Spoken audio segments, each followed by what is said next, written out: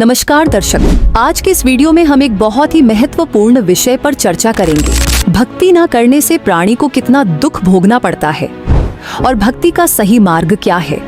अगर आप भी जीवन में शांति और मोक्ष प्राप्त करना चाहते हैं तो इस वीडियो को अंत तक जरूर देखें।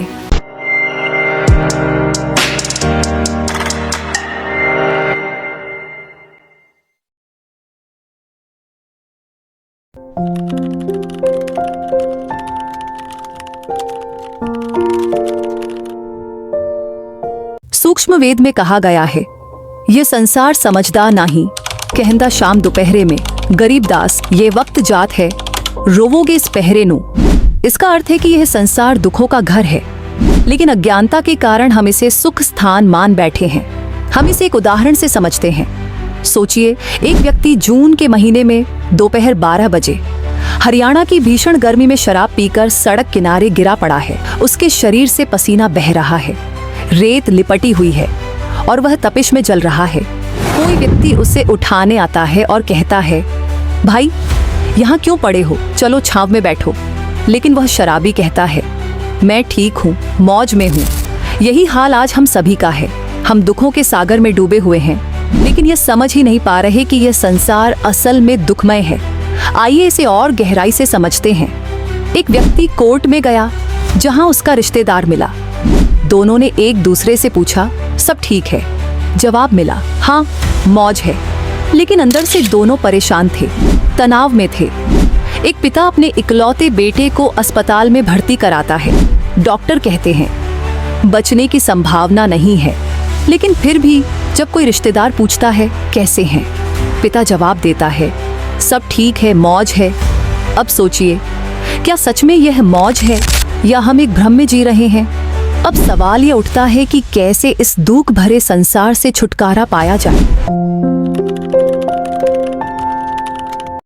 जब तक आध्यात्मिक ज्ञान नहीं होगा, तब तक मोक्ष का मार्ग नहीं मिलेगा।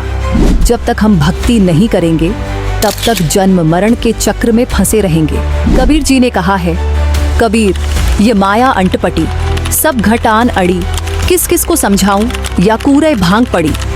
इसका अर्थ है कि जब तक हम अज्ञानता के नशे में डूबे रहेंगे, तब तक हमें सच्चाई समझ में नहीं आएगी। इसलिए भक्ति रूपी यात्रा पर चलने के लिए हमें माया का त्याग करना होगा। भक्ति का मार्ग कठिन नहीं, लेकिन इसमें कुछ बाधाएं हैं जो हमें रोकती हैं। 1. दिखावा और अहंकार, बड़े घर, महंगी गाड़ियां, नाम और शोहरत के पीछे भागना। 2. मिथ्या परंपराएं, विवाह में दहेज लेना देना, दिखावे के लिए भारी खर्चा। 3. मदिरा और व्यसन, शराब, तंबाकू, अन्य नशे जो भक्ति में रुकावट डालते हैं। 4.